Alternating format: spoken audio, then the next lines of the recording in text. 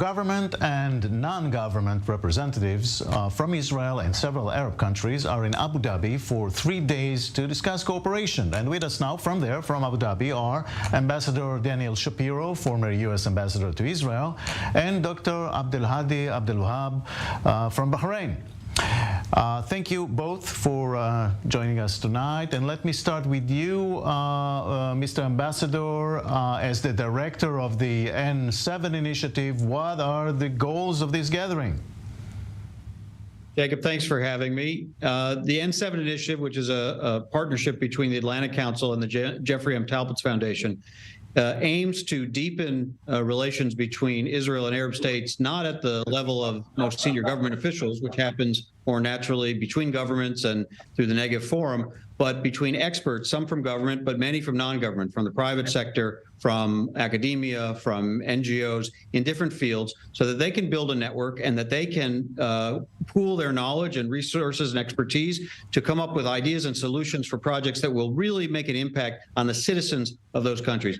The subject of this conference is agriculture, water, and food security. These are issues that are present challenges, but also opportunities that are common to all the countries of the Middle East and North Africa region. And when they work together, when the water scientists and the ag tech entrepreneurs and the climate experts pool their knowledge and resources, they can apply solutions across all of these countries. So our goal is to help them build that network, develop those ideas, bring them to the governments, bring them to others to implement them, and make a real impact at the level of the citizens of those countries. All right.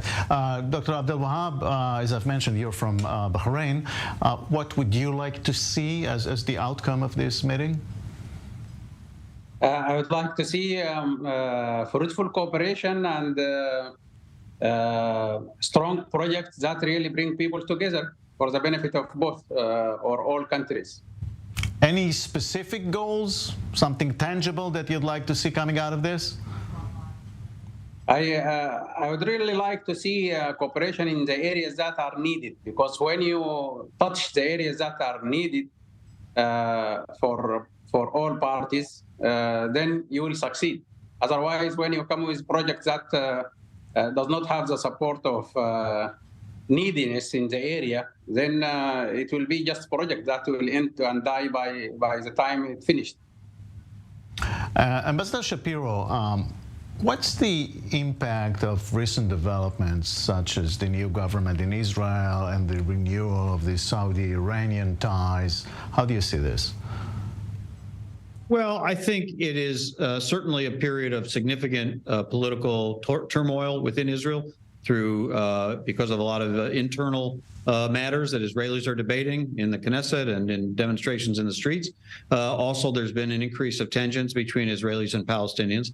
And I think in that period, sometimes there's some new caution and maybe things that have been advanced at a slower pace. I don't think there's any risk that the relationships that have been established by the United Arab Emirates, Bahrain, and Morocco with Israel would be rolled back. I think those are strategic decisions by those leaders.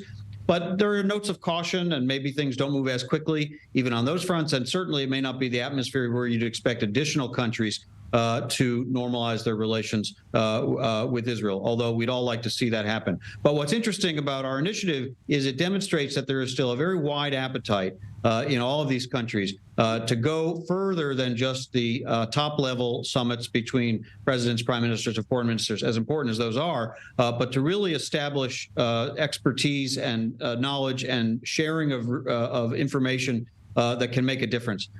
This is a region which has a major problem of water scarcity that affects nearly every country. Major challenges of making desert agriculture productive in a changing climate.